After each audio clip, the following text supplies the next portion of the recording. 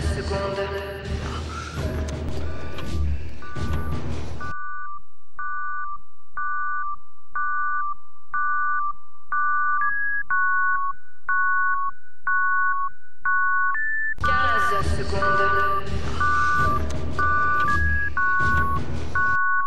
Welcome to Gunship.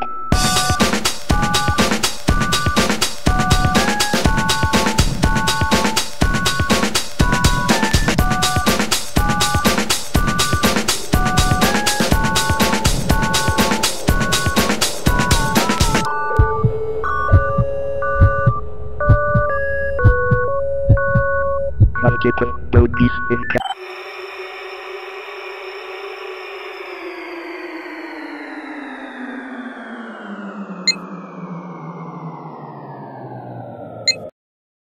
What's up, bienvenue sur Warpixhype.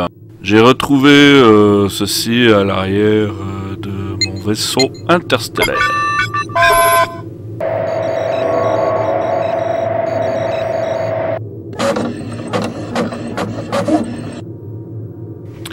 Alors, 1994, ok.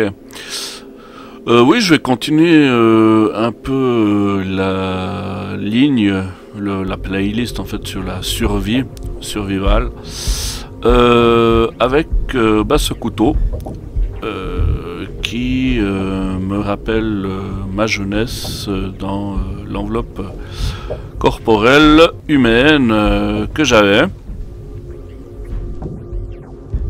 À cette époque, il y avait un magasin dans la ville la plus proche d'où j'habitais, qui fournissait toujours en fait des choses, on va dire, qui venaient des États-Unis. C'était quand même pas mal d'années après avoir reçu mon petit couteau suisse. À cette époque, très peu d'informations sur internet, sur des couteaux ou autres. Donc je prenais un peu ce qu'il y avait dans les magasins. Voilà, dans le magasin le plus proche, c'était donc des couteaux américains qu'on avait. Et j'avais justement le choix entre le Ka-Bar USMC et le couteau que je vais vous présenter en fait dans cette vidéo, et qui m'a servi pendant toutes ces années jusqu'à maintenant, quoi.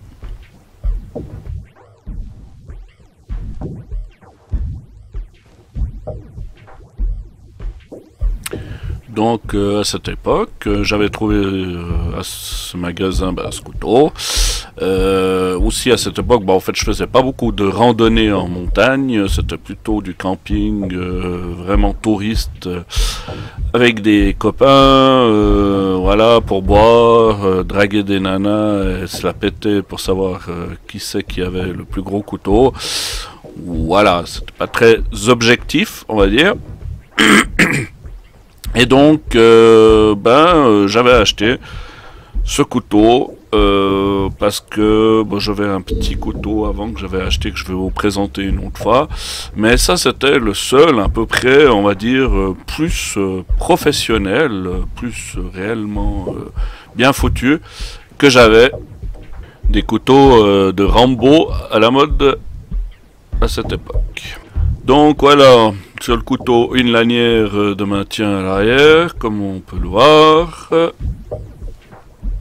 Voilà, deux sangles d'attache, qui va assez dur à enlever. Mais au moins ça maintient bien le couteau dans le fourreau. Parce que le fourreau ne serre pas assez par rapport par exemple à un fourreau en cuir. C'est vrai que ça sert pas assez le couteau dedans. Donc les sangles d'attache sont bien. Voilà, ça c'est une sangle simple, hein.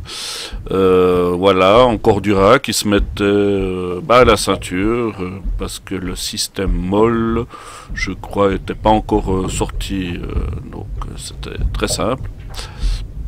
Voilà, avec un petit rivet tout simple.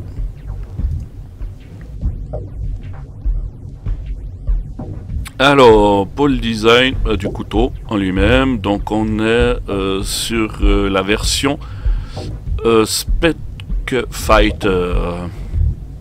Donc c'est une version plus spécifique au combat rapproché. Donc la lame est descendante, le spike avec une pointe. C'est pas ma préférence de lame par rapport par exemple à la version 2 qu'ils ont fait du Otarion, comme on peut le voir, où là vraiment je suis plus fan de la lame sur le Gen 2 SP50 qui a été fait. Mais bon, voilà, on faisait avec. Donc une poignée en cracon, je sais plus, craton, qui passe facilement dans l'eau. J'ai eu à plusieurs reprises passer dans des rivières avec. Oui, ça tient bien. Le manche tient. Oh oui, le tient très bien. Et vraiment, on a un excellent grip dessus.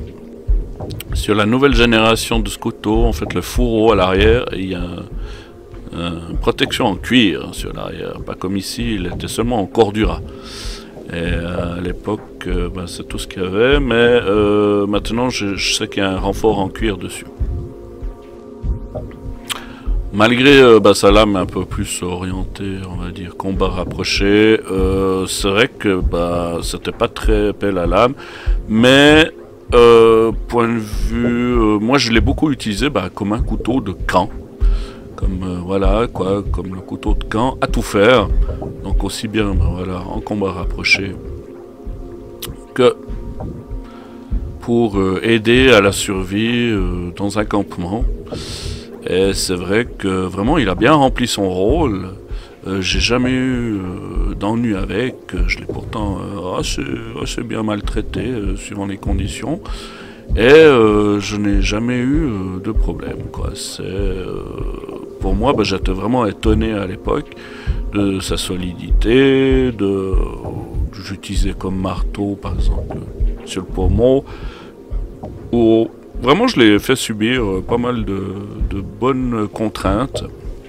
Et il a toujours été là, tout simple, tout bête, sans extra, on va dire, sur le design. Mais vraiment, c'était très très bien fait, et c'est ce que je voulais, surtout. Et je l'ai gardé encore voilà, maintenant, et je l'utilise souvent pour l'extérieur de la maison, on va dire, pour le jardin, pour faire des plantation, pour creuser un petit trou, pour le maltraiter. Il tient le coup.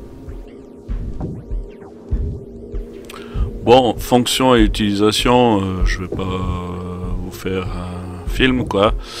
Je pense qu'il y a assez de vidéos pour voir comment on utilise un couteau en conditions, on va dire, plus sauvages. Il y a assez de personnes qui font des vidéos sur le survival, etc.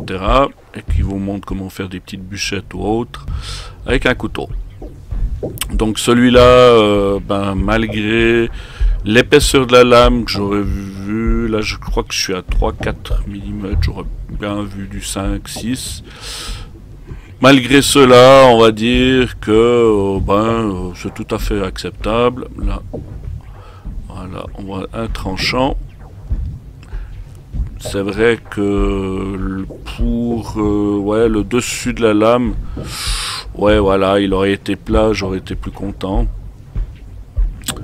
Ma foi, là on voit en fait un peu des écorchures que j'ai eu dessus. Hein. Apparemment c'était déjà du 1095 comme acier. Donc voilà, personnellement j'ai tapé un peu sur des mauvais coins. Là il a pris des mauvais coups, la lame est affûtée, on va dire. Il n'y a pas besoin de beaucoup d'entretien avec cette lame là, c'est ça qui est bien d'ailleurs, hein, c'est un des grands avantages. Et en plus le revêtement noir qui est dessus, le protège bien, on va dire, dans pas mal de conditions. Donc j'ai pas eu de petits pigments dessus, de rouille ou autre, en le laissant dans certains endroits humides sans entretien. Le manche en craton, ouais, avec les inscriptions. Il a une bonne garde là, les gardes sont pas mal dessus, c'est vrai que ça tient bien. Comme c'est un couteau de combat, dit de combat. Pour ça. Alors c'est assez caoutchouteux, hein, c'est le craton. Voilà. On sent que c'est ouais, du full tang. Ouais. Soit 3/4 quoi, je sais pas. Voilà, alors c'est vrai que faire des bûchettes avec ça, ouais, voilà, il y a le petit bout là que j'aurais bien aimé qu'il soit plat. Malgré tout, ben ouais, c'est combat, donc voilà, il est un peu coupant. Mais sinon, on a quand même une bonne force sur l'avant du couteau, quoi, sur l'arrière en fait, tout près de la poignée, donc ça gêne pas trop. Suivant ce qu'on va faire avec, comme en plus la lame est assez longue, hein, comme vous pouvez le voir sur l'analyse. Voilà. La sangle, ouverte, maintient bien, ouais, c'est bien, on peut tout d'un coup le lâcher, c'est assez flexible. Voilà, on le retient bien, non, il est très efficace, très ergonomique, on va dire. Non, la poignée est très sympa. Malgré le potentiel, on va dire, du couteau qui est plus de combat, il m'a toujours bien servi. C'est vrai que non, c'est bien, on peut quand même bien appuyer dessus, on peut mettre de la bonne résistance, il n'y a pas de problème. Ça a toujours été un bon compagnon. Alors c'est vrai que peut-être il y en a qui vont dire ah oui le design, mais personnellement moi le design je m'en fous un petit peu en survie. J'aime bien que ça soit efficace, une poignée qui tient bien, en gel s'il y a de l'eau ou autre dessus, qu'une bonne accroche, ça j'aime bien dessus, et puis que ce soit le plus simple possible mais efficace. Donc là, franchement, c'est une bonne référence. Après les années, je me suis spécialisé dans d'autres couteaux. Mais celui-là que j'ai acheté, c'est mon deuxième couteau, on va dire, vraiment professionnel. En fait, j'étais pas mal déjà. Il y a peut-être mieux, il y a peut-être moins bien, mais c'était déjà un bon, on va dire, milieu de gamme, haut de gamme même, par rapport à comment il est fait. Ouais, voilà. La lame, oui, voilà, on est à peu près sur du, 20 cm, donc c'est pas mal. Moi, des fois, je préfère un petit peu moins, mais non. Franchement, c'est un bon couteau, comme ça, non, très sympa. Le père Vito Cornelius, expert en astrophénomènes.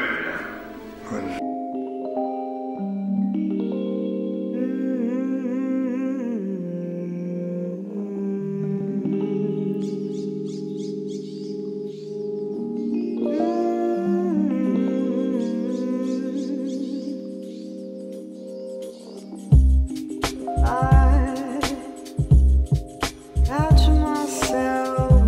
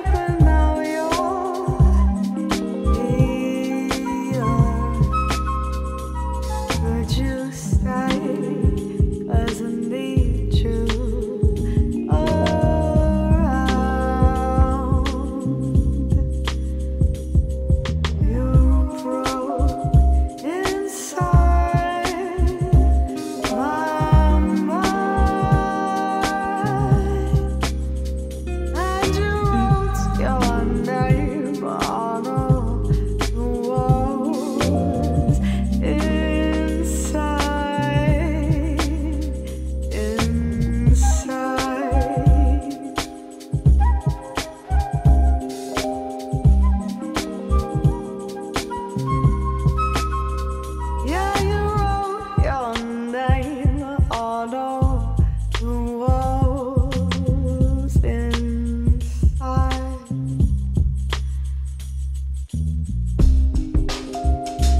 Whenever I go out,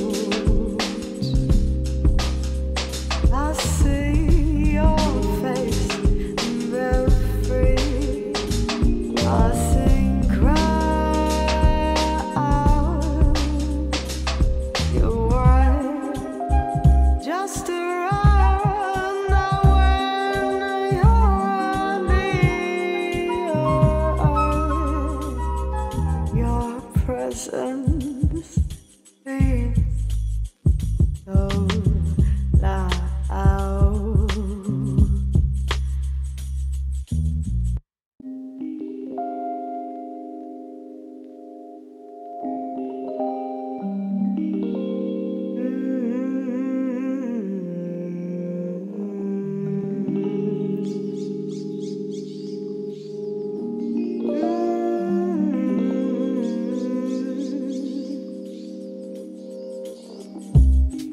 I catch myself out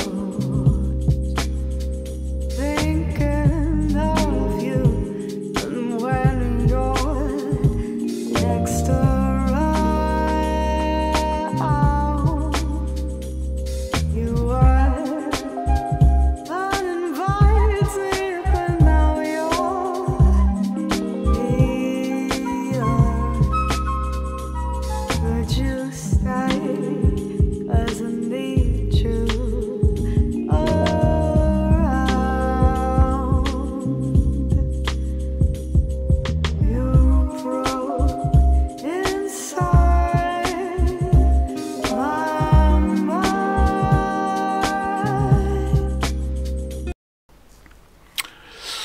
Bon, pour le prix, ben, ce couteau est encore en vente depuis des années et des années. Et là, on arrive à peu près, j'en ai vu à peu près à 50 euros. Voilà, ce point de vue prix-qualité, c'est excellent, on va dire, hein, parce que 50 euros, on va dire, normalement, c'est plus 150 euros. Mais oui, très bien. Donc on arrive à la fin de la présentation. Voilà quoi, le pour et le contre. Donc pour le prix, la qualité de fabrication, c'est un Ontario quand même. Les matériaux, Kraton. Voilà, il bouge un peu, oui c'est vrai, quand même. Les matériaux dont le Kraton, la lame 1095, super, avec un coating dessus, voilà, de protection. Ouais, non, franchement, je vois pas beaucoup de contre. Ce serait plutôt, la fin de la lame que j'aime pas trop. Peut-être la grandeur, je le trouve un peu grand pour chipoter dessus, mais sinon, non, franchement, c'est bien fait. Là, c'est un bon gagnant. On pourrait dire, il y a en contre aussi peut-être la gaine. La gaine, le fourreau, c'est un peu ancien, hein. Moi, c'est pas ce que j'aime trop. Mais j'aurais aimé 2-3 petits coins encore pour faire des attaches à droite à gauche pour mettre un peu sur un sac ou autre, mais voilà quoi. Celui-là en fait il se met seulement sur la ceinture ou sur une sangle de sac ou etc. Donc c'est pas, j'aurais préféré encore des attaches dessus, on va dire. Voilà, j'ai essayé d'être le plus objectif dessus, on va dire, plus neutre, malgré que c'est un ancien couteau qui m'a accompagné pendant de longues années. Et on se retrouve surtout la semaine prochaine pour une nouvelle émission de Warp X Hype. Ciao ciao.